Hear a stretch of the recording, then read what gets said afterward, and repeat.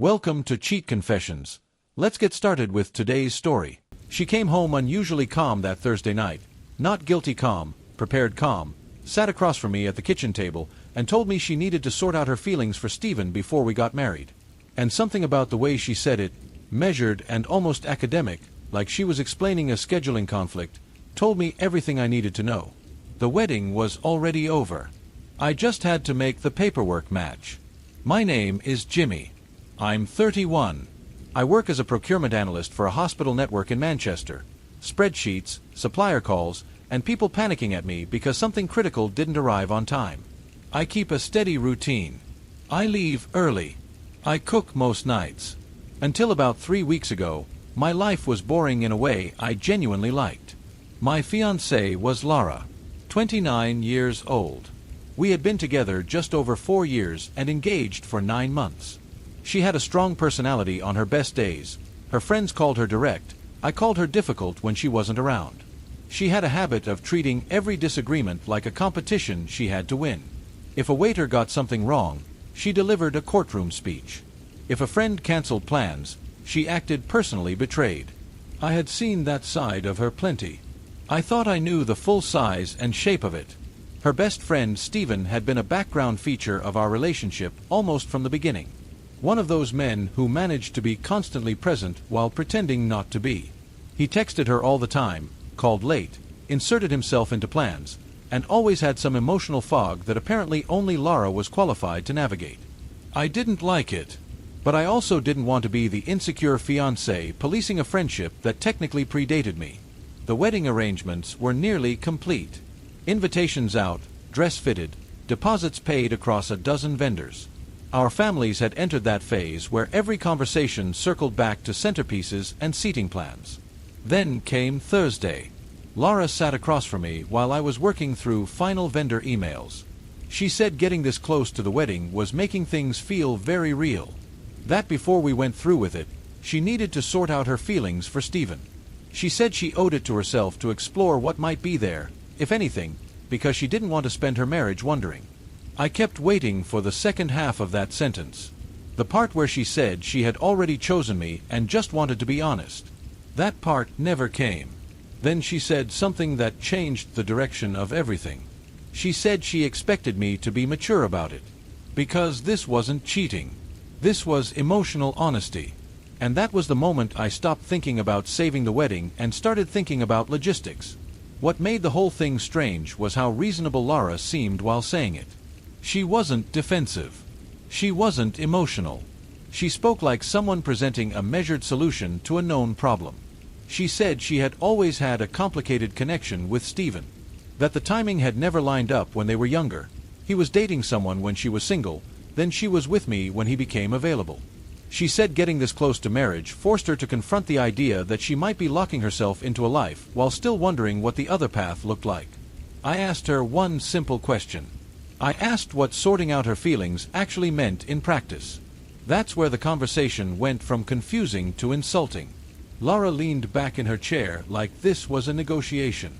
She said she needed a little space to spend time with Stephen and figure out if there was something real between them or if it was just emotional history. She said if it turned out to be nothing, we could move forward with the wedding with complete honesty between us.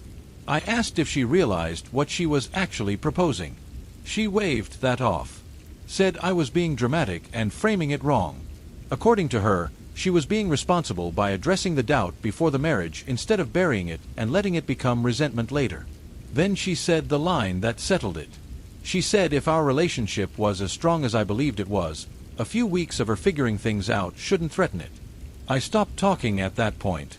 The thing about Laura was that she was very good at reframing situations, so she came out looking thoughtful instead of selfish.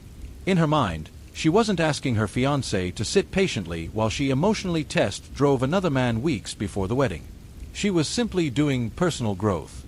Meanwhile, I was looking at a laptop screen with the payment schedule for our venue, caterer, photographer, and 12 other vendors all expecting final confirmations within 2 weeks. I thought something very simple. If she needs time to figure out whether she wants Stephen, the wedding already has its answer. I didn't say that out loud yet. Instead, I told her I understood. I told her she should absolutely take the time she needed to sort out her feelings. Lara looked visibly relieved. She stood up and said the whole conversation had been emotionally exhausting. Then she went to take a shower. I stayed at the kitchen table and opened a new tab. My brain switches into problem-solving mode when something breaks. That's just how I'm built. I don't shout when I'm angry. I don't make speeches. I make lists and I work through them. Lara said she needed time to figure out whether she wanted a future with Stephen. That meant one thing. The wedding was over. So instead of arguing, I started going through the vendor contracts one by one. Venue first, then catering, then the photographer. A few deposits were non-refundable. I expected that. Others could be partially recovered if cancelled early enough. I sent 3 emails before Lara even came out of the bathroom. After that, I closed the laptop and went to the bedroom. I grabbed 2 empty suitcases from the closet. Then I started packing her things. Not angrily, not dramatically, methodically. Dresses first, then sweaters, then workout clothes she rarely used. I folded everything the same way I always folded when we traveled. Neat stacks, nothing thrown or wrinkled. 20 minutes later, Lara walked in wearing pajamas, towel in her hand, and stopped in the doorway.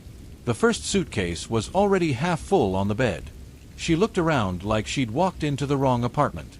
She asked what I was doing. I told her the truth. I said she'd told me she needed time to explore her feelings for Stephen. That sounded like something a single person should probably do, so I was helping her get started. For a few seconds she just stared at me. Then her expression shifted from confusion to irritation, because this wasn't how the plan was supposed to go. She said I was being dramatic. That exact word, dramatic. She said she never meant it like this. That adults should be able to handle complicated feelings without blowing up their entire lives. I told her I agreed with that.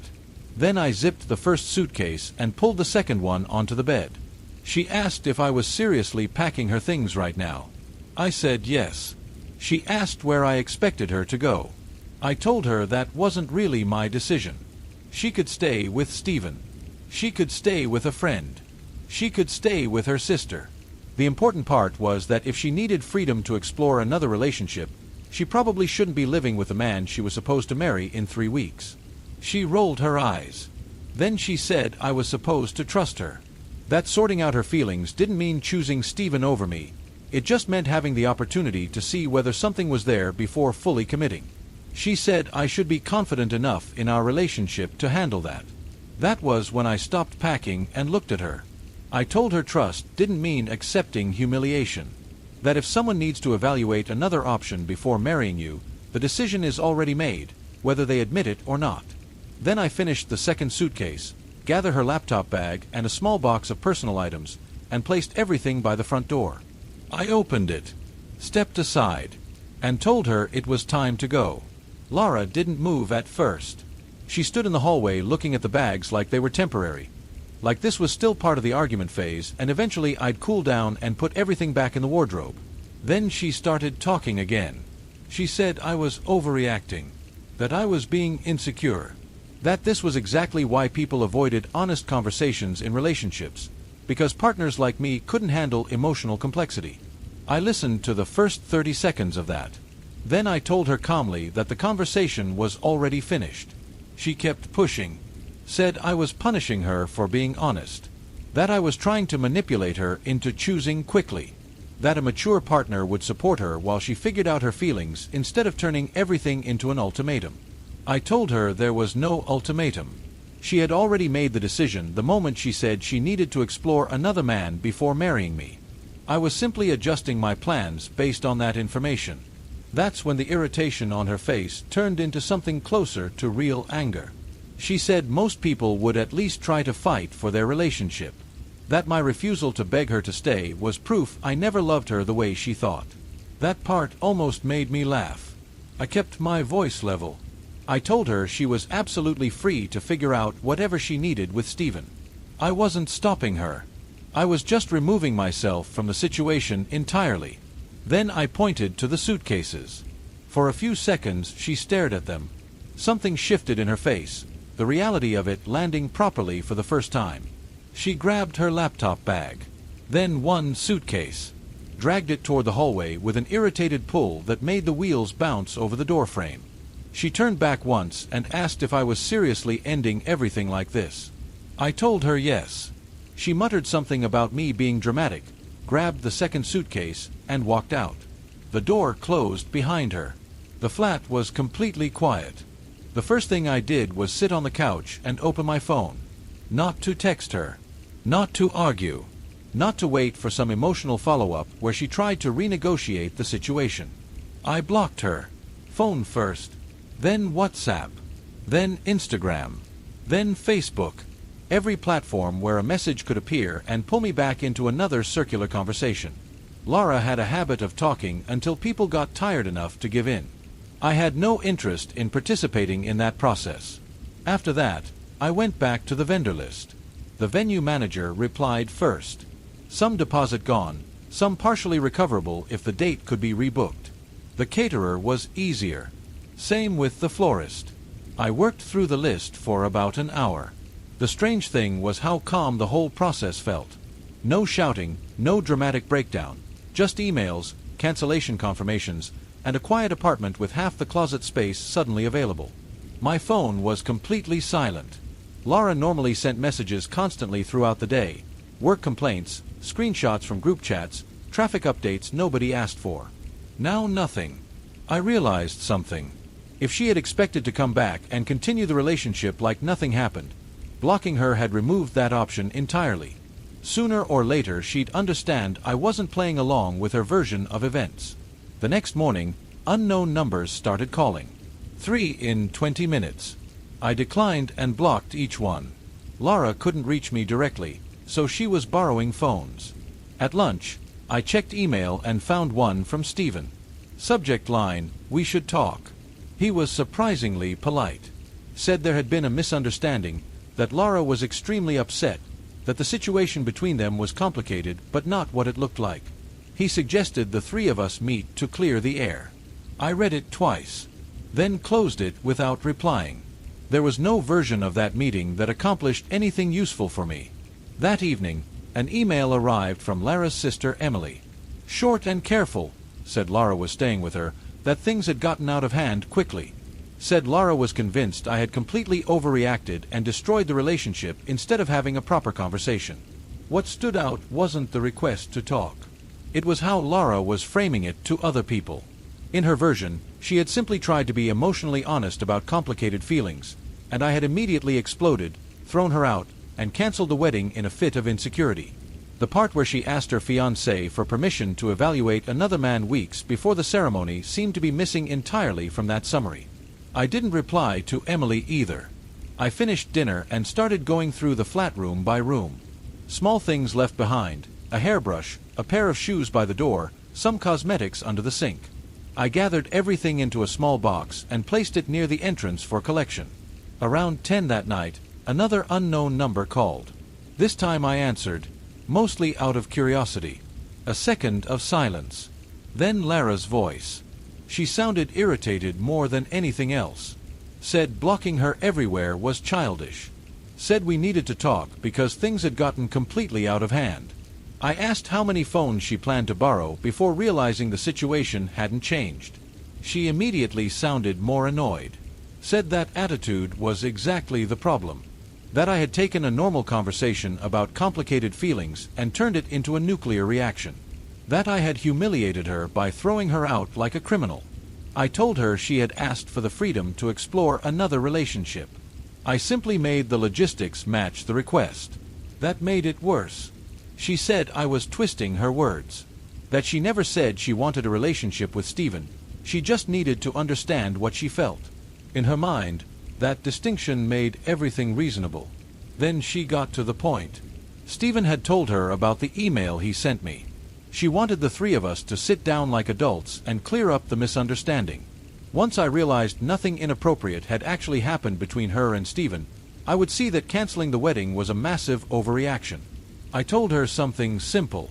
If someone needs to evaluate another man before marrying me, the engagement is already finished. There is no version of that situation where the wedding continues as planned. She started talking over me, saying I was being stubborn, that I was refusing to even try. I didn't respond. I hung up. Then I blocked that number too. After that, everything went quiet. No more unknown numbers. No more emails through other people. Either she had run out of phones to borrow or she had finally accepted I wasn't going to keep engaging. The next few days were mostly administrative. I finished canceling the last of the wedding arrangements. The venue confirmed the date had been relisted. I recovered a small part of the deposit. The photographer kept the booking fee, which was fair per the contract. The caterer refunded more than I expected. Altogether it wasn't cheap, but it was manageable and it was done. Telling people was the stranger part. My parents took it calmly. My mother asked what happened. I explained it in the simplest terms. Laura wanted to explore feelings for another man before the wedding. I chose not to participate in that situation. That seemed to be enough. Some mutual friends reached out over the following week. A few had clearly heard Lara's version first, the one where I abruptly ended everything after one difficult conversation. Whenever someone asked, I told them the same thing I told my parents. If your partner needs to test drive another relationship before marrying you, the answer is already there. Most people understood immediately without needing more detail. About 2 weeks later, Emily came by the flat to collect the small box of things Lara had left behind. We spoke for maybe 3 minutes in the hallway. She didn't argue or defend her sister. She just said things had become very messy on their end. Apparently, whatever was happening between Lara and Stephen was already complicated. That didn't surprise me. It explained a few things, actually. After Emily left, I closed the door and stood in the hallway for a moment. The flat felt different. Not empty, just stable again. Like a piece of background noise I had been ignoring for a long time had finally stopped. I made coffee, sat at the kitchen table, opened my laptop. There were 2 supplier emails from work waiting for responses and a calendar reminder about a team meeting in the morning. Normal. Quiet. Mine. People sometimes ask if I regret not trying harder. If I should have sat with the conversation longer, pushed back differently, given her more time to reconsider what she was asking. The honest answer is no. And not because I'm cold, or because I stopped caring, or because I wanted to hurt her, but because of something very simple. Lara told me, clearly, calmly, in her own words, that she needed to figure out whether another man might be the better choice before committing to marrying me. She framed it as emotional honesty. She called it personal growth. She said it made her responsible rather than reckless. But the framing doesn't change the content. Whatever language you wrap around it, the request is still the same. She wanted to stay engaged to me while she evaluated someone else. She wanted the security of the relationship I had built while leaving the door open to something she found more exciting. And she expected me to agree to that arrangement, and call it maturity. I didn't agree. Not because I panicked or because I was insecure or because I couldn't handle a difficult conversation, but because the moment someone tells you they need to explore another option before choosing you, they have already told you everything that matters. The rest is just paperwork. So I took care of the paperwork. Cancelled the venue, the caterer, the photographer, the florist. Packed the suitcases. Opened the door. Sent the emails. Blocked the accounts. Handled every logistical detail with the same straightforward attention I brought to any problem that needed solving cleanly. No speech. No scene. No negotiation. Just decisions that matched the reality she had described. Lara called it overreacting. She told her sister I had exploded. She told Stephen there had been a misunderstanding that a meeting between the 3 of us could clear up. But there was no misunderstanding. She said what she meant. I heard it exactly as she intended it. And I responded in the only way that made sense to me, by taking her at her word and adjusting accordingly. The flat is quiet now. Good quiet. The kind that comes from a life that fits properly rather than one held together with compromises nobody has been honest about. I go to work in the morning. I cook most nights. I leave early and I keep a steady routine. The spreadsheets and supplier calls and familiar rhythm of ordinary days that used to feel slightly too small for a life being shared with someone else. It turns out they fit just fine on their own. Sometimes the most decisive thing a person can do is simply believe someone when they tell you who they are, and then act accordingly. No drama, no delay, no waiting around for the situation to somehow improve on its own. She said she needed time to figure out whether another man was the better choice. I simply made sure she had all the time in the world to do exactly that. Just not as my fiancé. Thank you for watching.